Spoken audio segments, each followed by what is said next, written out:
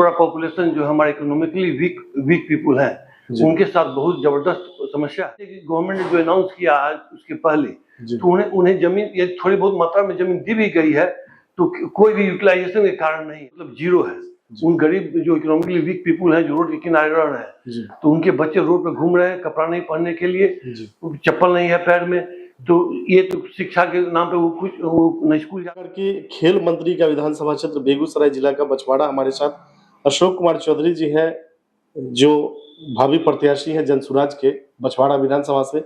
इनसे जानेंगे कि आज भी बछवाड़ा की मूलभूत समस्या क्या है। डबल इंजन की सरकार कही जाती है, केंद्र और बिहार दोनों में एनडीए की सरकार है, बावजूद उसके जो आज भी समस्या यहाँ की जस्त की तस बनी है।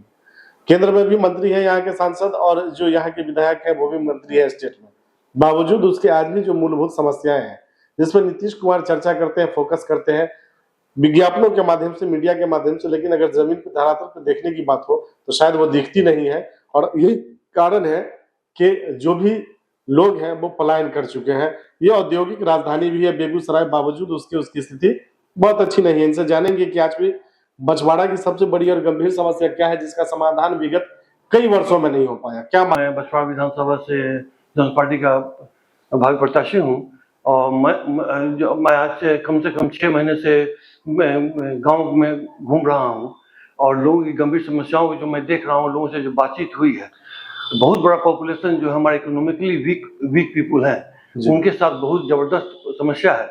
और सबसे बड़ी समस्या है उनके रहने की, खाने की, पढ़ने की, और उनके कपड़े लत्ते की भी व्यवस्था है। तो इतनी पॉवर्टी में जब मैं घूम रहा हूँ, लोगों को देखने के बाद मुझे बहुत ही आश्चर्य हो रहा है कि हम आप जो आज सरकार यहाँ कहती है कि जो ये डेवलपमेंट हुआ, वो डेवलपमेंट हुआ, तो मैं नहीं देखता हूँ कि जहाँ तक ग्राउंड पे है ये बेसिक लोगों को के नीड को उन्होंने कभी छुआ ही नहीं। और जो ये रोड की बात और बिजली की बात करते हैं, तो उन गरीबों की समस्याएं जो हमारे रोड के किनारे बसे हुए हैं, और बहुत बड़ी संख्या में रोड के किनारे बसे हुए हैं, जिनको कि बिहार गवर्नमेंट ने भी अनाउंस किया था कि 0.3 डिसमल लैंड हम देंगे, जी, बासगीत भूमि देंगे घर बनाने के लिए, जो आखिरी पंक्ति के लोग हैं। जी सर, तो वो भी नहीं बटा, करीब बहुत बड़ी संख्या में वो भी नहीं मिला है। कुछ लोगों को जब मैं जाके मिला, जो बाढ़ क्षेत्र में मैं गया हुआ था, चमथा 1 और 2 में, तो वो लोग बांध पे, बाढ़ के कारण बांध में बंधे हुए थे। तो कुछ लोगों से मैंने पूछा कि भाई आप लोगों को जो जमीन मिली वो कहाँ मिली, कहाँ है? तो कहा कि हम लोग की जमीन जो है वो गंगा के दियरे में दिया गया है, और आज जो है जी, आज जो है वो समूचा डूबा हुआ है जी। तो यदि मान लीजिए कि गवर्नमेंट ने जो अनाउंस किया आज उसके पहले, तो उन्हें जमीन ये थोड़ी बहुत मात्रा में जमीन दी भी गई है, तो कोई भी यूटिलाइजेशन के कारण नहीं है। तो अभी वो जमीन मिली हुई जमीन पे न घर था न कुछ, और पानी से डूबा हुआ था। तो बहुत बड़ी समस्या है, जो कि 36 मैं कहूँगा कि 15 साल लालू जी का और 20 साल नीतीश जी के राज में, और एनडीए के मोदी जी की सरकार में भी उन्होंने इस चीज पर ध्यान नहीं दिया, और ये बहुत बड़ी समस्या बनी हुई है। स्वास्थ्य और शिक्षा की क्या स्थिति है आपके बछवाड़ा विधानसभा में? शिक्षा तो मतलब जीरो है। उन गरीब जो इकोनॉमिकली वीक पीपुल हैं जो रोड के किनारे रह रहे हैं, तो उनके बच्चे रोड पे घूम रहे हैं कपड़ा नहीं पहनने के लिए, चप्पल नहीं है पैर में, तो ये तो शिक्षा के नाम पे वो न स्कूल जाते हैं, कुछ नहीं, खेलते रहते हैं केवल। जहाँ स्वास्थ्य की बात है, जब इतनी पॉवर्टी में लोग रहेंगे तो उनके पास तो स्वास्थ्य की कोई व्यवस्था है ही नहीं, उनको देख रेख के लिए कोई व्यवस्था नहीं है। और इस तरह जो है बहुत ही दूरदर्शी व्यवस्था है हमारे उन इकोनॉमिकली वीक पीपुल का। बिहार के लिए सबसे बड़ा अभिशाप है पलायन। ये आपका बेगूसराय औद्योगिक जिला भी कहा जाता है, बड़ी बड़ी फैक्ट्रियां हैं बहुत पहले से, लेकिन आज भी जो आपके इलाके के नौजवान हैं उनको 10 से 15 हजार की मजदूरी के लिए बाहर जाना पड़ता है। तो पलायन केवल उन गरीबों का नहीं है जो बाहर मजदूरी 10-12 हजार रुपया करने जा रहे हैं, पलायन तो एजुकेटेड पीपुल का भी है। वो पढ़ने के लिए बाहर जा रहे हैं, यदि पढ़ लिख के आए तो फिर वो बाहर नौकरी करने जा रहे हैं, वो बिहार में लौट नहीं रहे। इसका सबसे बड़ा कारण है यहाँ किसी ने उद्योग की व्यवस्था की ही नहीं। यदि मान लीजिए केवल उद्योग, जहाँ बड़े बड़े इंडस्ट्रीज हैं, जैसे बेगूसराय का लोग नाम लेते हैं, बरौनी में रिफाइनरी है या फर्टिलाइजर है या थर्मल पावर है, तो उसमें बहुत ही स्किल्ड वर्कर जो हैं उन्हीं का अपॉइंटमेंट होगा, और बहुत ही लिमिटेड जॉब हुआ, जो कि यहाँ की एजुकेशन नहीं होने के कारण, उनकी ट्रेनिंग नहीं होने के कारण। तो आजकल मैंने सुना कि यहाँ फैक्ट्री खुली हुई है, पेप्सी कोला की खुली है। तो कुछ लोगों ने पूछा कि भैया पेप्सी कोला में यहाँ लोकल लोगों को क्यों नहीं देते जॉब? तो मैंने जो एनालिसिस किया है, जिसमें अमेरिका में रहा हूँ करीब 35 साल से, तो मैंने वहाँ देखा है कि जॉब ट्रेनिंग स्कूल के समय हो जाती है। जिस क्षेत्र का, जिस तरह का उद्योग है, जिस तरह की आप नीड है वहाँ की सोसाइटी में जॉब के लिए, उस तरह के स्कूल्स में ट्रेनिंग दी जाती है पहले से। उससे बच्चों को तैयार किया जाता है, प्रैक्टिकली उनको उन कंपनियों में भेजा जाता है ट्रेनिंग के लिए, और तब जाके एग्जाम पास करने के बाद वो जब निकलते हैं स्कूल से तो उन्हें जॉब भी अवेलेबल है, उन्हें कहीं भटकना नहीं पड़ता है। तो यहाँ सबसे बड़ा एजुकेशन का, जहाँ तक मैंने कहा, तो कोई भी ऐसा टेक्निकल स्कूल है ही नहीं जो कि उन बच्चों को उन चीज़ों के लिए तैयार, पर्टिकुलरली इंडस्ट्री के लिए तैयार किया जाए। एक तो ये कमी है शिक्षा के कारण। दूसरा कमी है उद्योग है ही नहीं। आज जब लालू जी आए उस समय यदि आप देखें तो धड़ाधड़ सब चीनी मिल जो है यहाँ का बंद हो चुका, 30-35 चीनी मिल बंद हो गया। मोदी जी आते हैं मोतिहारी में तो उन्होंने कहा था अगली बार आऊंगा तो मैं यहाँ की चीनी के चखूंगा। अब सुनने में यह है कि वो जो है चीनी मिल की जमीन भी बेच दी गई। तो स्थिति यहाँ इतनी गंभीर है कि मतलब कि जब तक कोई नया सरकार नहीं बनती है, नया लीडरशिप नहीं आता है, तो मैं नहीं समझता हूँ कि इनके जो अभी एग्जिस्टिंग सरकार है या पिछला सरकार रहा है उनकी कुव्वत की बात है ये। और हम चाहते हैं कि जनसुराज में जुड़े लोग जो शिक्षित हैं, ज़्यादा से ज़्यादा शिक्षित लोग आ रहे हैं, और जो बाहर से लोग बहुत लोग बाहर रह के आ रहे हैं जिससे उन्हें एक्सपोजर है, उस तरह के लोग ज्वाइन कर रहे हैं इनको। और हम लोग चाह रहे हैं कि बिहार के डेवलपमेंट, उद्योग और ये शिक्षा बढ़े यहाँ पे। आपकी विधानसभा में आज भी बाढ़ एक प्राकृतिक आपदा है, हर साल बाढ़ आती है, लेकिन इसका कोई समाधान नहीं हो पाता है। सिर्फ वैकल्पिक व्यवस्था कर दी जाती है, पॉलीथीन दे दिया जाता है, साड़ी दे दिया जाता है, फूड पैकेट दे दिया जाता है, लेकिन सरकार की तरफ से कोई ऐसा प्रावधान नहीं किया जाता है जिससे बाढ़ पे भी रोकाव हो और उसी पानी को किसान सिंचाई के लिए उपयोग कर सके। तो सवाल जो आपने कहा पॉलीथीन दिया गया, हो गया, ये सब दिया गया, मैं नहीं समझता वो भी बांटा गया है। क्योंकि मैं अभी मैंने बात किया था कि मैं गया हुआ था, वो बांध पर लोग बसे हुए थे, मैंने किसी भी सरकारी डिस्ट्रीब्यूशन वहाँ नहीं देखा। तो मैं खुद जाके कुछ थोड़ा सा वहाँ सामान जाके बांटा, लोग ये काफी उत्साहित थे वहाँ के लोग नेता मिलने भी जाते हैं तो कुछ देते नहीं। तो जो स्थिति सरकार की, मैं नहीं समझता सरकार ने भी कुछ किया है। तो और बाढ़ का कारण जो है, बाढ़ जो है केवल बिहार की प्रॉब्लम नहीं है, मतलब पूरे बिहार की एक साथ प्रॉब्लम नहीं है। सवाल है, हम यदि बिहार को देखें 3 भाग में यदि बांटा जाए, नॉर्थ बिहार में जो है ज्यादा वर्षा होने के कारण और समतल होने के कारण यहाँ नदियों में और नेपाल से पानी छोड़ने के कारण हमारे यहाँ बाढ़ आता है। मिडिल में जो है वहाँ जमाव पानी का हो जाता है, और साउथ बिहार में जो हम पानी का लेकिन ड्राइनेस रहता है। तो ये जो डिफरेंट टाइप के जो ये प्रोजेक्ट्स बनाए हुए हैं, तो मैं चाहता हूँ कि कुछ इस तरह का प्रोजेक्ट बने जो चैनलाइज किया जाए इस बाढ़ क्षेत्र से, एरिया मिडिल से लेकर साउथ तक, जिससे कि वाटर का जो हर जगह प्रोपोर्शनेट रूप में बांटा जाए और कम से कम बाढ़ की समस्याओं से आसानी से निपटा जा सके। तो मेरा ये विचार है कि इस तरह के कुछ नए प्रोजेक्ट शुरू किए जाए, न कि गंडक प्रोजेक्ट और काशी प्रोजेक्ट लेकर के चलें, और जो कि ऑलरेडी देखा जा चुका है कि वो सफल नहीं हो पाया। आपके जो भी विधायक है बिहार सरकार में मंत्री भी, जी सर, बावजूद उसके आज भी जो यहाँ की समस्या, छोटी छोटी समस्या, उसका समाधान नहीं हो पाया। सबसे बड़ी दुर्भाग्य की बात यह है कि आज भी जो महादलित वर्ग के लोग हैं, जिसके बारे में सरकार कहती है कि उनको हम मुख्यधारा से जोड़ने का काम कर रहे हैं, उनके पास आज भी सार्वजनिक शौचालय की व्यवस्था नहीं है। अपनी शौचालय तो छोड़ दीजिए, सार्वजनिक शौचालय की भी व्यवस्था नहीं है। क्या मानते हैं आप? गवर्नमेंट इफेक्टिव है ही नहीं। वो जो भी प्रोजेक्ट ला रहा है या तो वो कागज पर है, या यहाँ जो भी पैसे आए वो तो नीचे से लेकर ऊपर तक बढ़ जा रहे हैं, और कागज दिखला रहे हैं प्रोग्रेस हो चुका है, जो कि इम्पॉसिबल। जैसे जल नल की योजना है, मैं इस समर टाइम में मैं घूम रहा था गांव में, मतलब नल सूखा हुआ है, 100 परिवार बिना पानी के तड़प रहा है।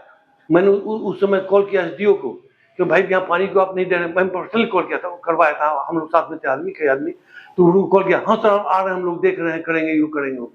तो सवाल ये है कि कोई ऑफिशियल्स कोई काम करने के लिए तैयार नहीं है। जब तक हमें भूख नहीं होगी जनता की सेवा करने की, और जब तक हम हमारे ऑफिशियल्स अपनी रिस्पॉन्सिबिलिटी नहीं समझेंगे, तब तक यहाँ काम होने वाला नहीं है। और ये पूरा का पूरा सिस्टम सड़ चुका है, वैसे बदलना जरूरी है। या मैं ये कहूँगा उन्हें रीट्रेनिंग दे करके और री एजुकेट करके इसको जो है इम्प्रूव किया जाए, और जो नहीं इम्प्रूव होने के लिए तैयार है तो उनकी फायरिंग होनी चाहिए, उनको जॉब से निकाला जाए, उनका केस चले और उन्हें विधिवत हटाया जाए। ये नहीं कह रहा हूँ कि उसे फायर कर दीजिए, विधिवत रूप से हटाया भी जाए। आप वेल सेटल थे अमेरिका में, पूरा परिवार वहाँ सेट है आज भी, लेकिन आपने अपने हैंडसम पैकेज को रिजाइन करके यहाँ आए। निश्चित तौर पे कहीं ना कहीं मन में भावना थी समाज सेवा की, जो समाज के आखिरी पंक्ति के लोग हैं उनको मुख्यधारा में लाने की, चाहे वो एजुकेशन में हो, हेल्थ में हो या रोजगार में। तो आपने उनके लिए अपनी कुर्बानियां दी। आपने प्रशांत किशोर की पार्टी को ज्वाइन किया, उनका जो विजन है उससे प्रभावित होकर। आखिरी सवाल है मेरा कि हम लोगों की सहयोग और शुभकामनाएं आपके साथ है। पार्टी आपको सिंबल देती है और जनता मौका देके अगर बछवाड़ा का विधायक बनाती है तो चुनाव जीतने के बाद आपकी पहली प्राथमिकता क्या होगी? पहले तो उन गरीबों को सबसे पहले उनको किस तरह मुख्य धारा में लाया जाए, मेरी सबसे प्रार्थना ये होगी। तो मुख्य धारा में लाने के लिए जो भी स्टेप्स लिए जा रहे हैं, जैसे कि उनको पहले घर की कुछ व्यवस्था हो या जमीन यदि गवर्नमेंट 0.3 डिसमल देने की जो बात की है यदि वो दिया जाए, या जैसे अमेरिका में है लो इनकम हाउसिंग की व्यवस्था है वहाँ, तो मैं तो कहूँगा मेरी समझ से low income housing is better than giving 0.3 decimal land. क्योंकि आज के यदि आज 0.3 डिसमल पर हम घर उन्हें बना भी देते हैं, जो मेरी व्यवस्था जो अमेरिका में मैं देख रहा हूँ, यदि लेकिन 10 साल 15 साल या 20 साल के बाद सेम प्रॉब्लम आने वाला है।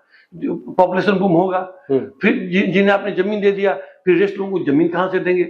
नंबर 1। नंबर 2, जमीन हमारे पास की कमी है, ये नहीं कि हमारे पास अफराद जमीन है। आप अभी जो टारगेट कर रहे हैं कि जो गैर मजरूआ है या जिनके पास ज्यादा जमीन है या उनसे लेकर के बांटा जाए, कुछ किया जाए, वो एक तरह से अभी तक तत्काल वो फिक्स कर सकता है। लेकिन मैं जो अमेरिका में देखा हूँ, लो इनकम हाउसिंग की जो व्यवस्था है उसमें जो है आप जब भी लो इनकम हाउसिंग व्यवस्था सबों के लिए होगी, आज बने या 10 या 15 साल के बाद आने वाले लोगों के लिए बने, यदि इकोनॉमी की वीक रह गए वो उसके लिए फिर से नया हाउसिंग हो और उन सबको घर दिया जाए। इससे ये होगा कि जो रहने की जो समस्या है वो दूर रहेगी और लो इनकम होने के कारण उन्हें ये नहीं कुछ फ्री मिलने वाला है। अब अमेरिका में कुछ फ्री नहीं मिलता, गवर्नमेंट का असिस्टेंस उन्हें मिलता है। उस असिस्टेंस से वो मान लीजिए वो यदि भाड़ा मकान वो 5,000 में जाएगा तो उनको 200 रुपए में दिया जाता है उनकी इनकम के अनुसार, 200 रुपए में। तो इस तरह की व्यवस्था है कि उनकी इनकम का आधार, वैसी व्यवस्था यहाँ करना चाहेंगे आप? मैं तो ये यदि हमसे पूछा जाएगा तो that will be the better option than distributing 0.3 decimal land. Kind this 0.3 decimal after 15-20 years population boom है, फिर उन्हें 0.3 डिसमल कहां से आप लाके देंगे? लिमिटेड लैंड है हमारे पास। तो यदि लो इनकम हाउसिंग की व्यवस्था करें तो हम कम एरिया में ज्यादा से ज्यादा, कई महल के घर आजकल हर जगह बन रहे हैं, शहर में आप जाके देखें तो 20 तल्ला 50 तल्ला 100 तल्ला तक का मकान बना हुआ है। उसमें इतनी फैमिली आ जाएगी कि एक हमारे गांव के रूट में रहने वाले लोग आसानी से उसमें समाहित हो पाएंगे। तब थोड़ा सा प्रॉब्लम आने वाला है उनका, ये साइकोलॉजिकली वो एडजस्ट करेंगे कि नहीं। That's true. उन्हें शिक्षा दिया जाए कि भाई ऐसी ऐसी व्यवस्था आपसे हो रही है, कैसे हम एडजस्ट करेंगे, कुछ ट्रेनिंग को दिया जाए, कुछ एजुकेशन दिया जाए। उनके अल्टरनेटिव जैसे यहाँ छोटी छोटी चीजें हैं, जैसे लोग गाय पालते हैं, बकरी पालते हैं, तो छोटे से उद्योगों को कैसे, मैं तो कहूँगा कुछ उनको उद्योग में कन्वर्ट किया जाए इंस्टीट्यूट ऑफ गाय पालने, और इनकम भी नहीं ज्यादा और ये पॉल्यूशन भी है। सवाल हम गाय और बकरी के बीच में रहते हैं तो उसे ये मतलब कि वो बहुत एनिमल कंटेमिनेशन भी बहुत है। बाय द वे इंडिया में इम्यूनिटी ज्यादा है, लेकिन यदि अमेरिकन लोगों को ऐसे रख दीजिएगा आधी से ज्यादा पॉपुलेशन बीमार हो जाएगी। तो मैं ये समझता हूँ कि इस तरह का कोई छोटा मोटा कुटीर उद्योग उन परिवारों के लिए शुरू किया जाए, या जैसे ऋण करने प्रसाद जी कहता है 0.4% हम उन लोगों को ऋण देंगे कुछ काम करने के लिए। तो उस तरह की व्यवस्था यदि की जाएगी तो मैं समझता हूँ कि लो इनकम हाउसिंग में उनका बेटर एडजस्टमेंट भी होगा और छोटे उद्योग के कारण उन्हें जॉब भी मिलेगा। और गाय बैल बकरी पालने, और हर आदमी पाल भी नहीं रहा, पालने से भी बेहतर होगा। तो इस तरह की व्यवस्था की जाए, ये मेरा पहला ये गवर्नमेंट को यदि बनती है तो मेरा सुझाव रहेगा। और दूसरा ये है कि उनके एजुकेशन, बच्चों के एजुकेशन की व्यवस्था जो प्रधान जी ऑलरेडी कह ही रहे हैं कि होगा, तो और उद्योग लाने की बात ही कर ही रहे हैं। तो मिला जुला के मैं समझता हूँ कि इन चीजों पर ध्यान हम लोग देंगे। यदि हमारी जन स्वराज पार्टी जीत के आती है, प्रशांत जी का मैं कहूँगा कि लोग हाथ मजबूत करें, पार्टी का हाथ मजबूत करें, जिससे कि आने वाली समस्याओं से का समाधान मिल सके। और यहाँ का पैसा, एक बात और मैं कहना चाहूँगा, यहाँ केवल मजदूर का और पढ़े लिखों का पलायन नहीं हो रहा है, यहाँ से हमारे बैंक से रुपये का भी पलायन हो रहा है। ये यहाँ जो CD रेशियो है उसमें 70% हमारे पब्लिक को लोन मिलना चाहिए था, लेकिन आज जो है लालू जी की याद उस समय वो था 18%, आज से 30 से 32% है। लेकिन रेस्ट ऑफ मनी क्या हो रहा है? रेस्ट ऑफ मनी का दोहन यहाँ से लेके बड़े इंडस्ट्रीज वाले में, गुजरात में, केरला में, दिल्ली में, बॉम्बे में यहाँ के पैसा ट्रांसफर कर दिए जाते हैं। तो वो उनका भी रुकना चाहिए, वो चीज़ रुकना चाहिए, यहाँ का मनी का प्लान नहीं हो। तो प्रशांत जी का कहना भी है कि मैं आते आते मैं मंडी का प्लान नहीं होने दूंगा। तो उससे होगा कि यहाँ की पब्लिक को लोन के लिए पैसा अवेलेबल रहेगा और लोन देने से यहाँ इंडस्ट्रीज बढ़ेगी और लोगों का डिपेंडेंसी होगा। ये सब प्लान जनसुराज का है, प्रशांत जी का है और हम लोगों का भी रहेगा। चलिए, अशोक कुमार चौधरी जी हमसे बात करने के लिए बहुत बहुत धन्यवाद। Many thanks for you all.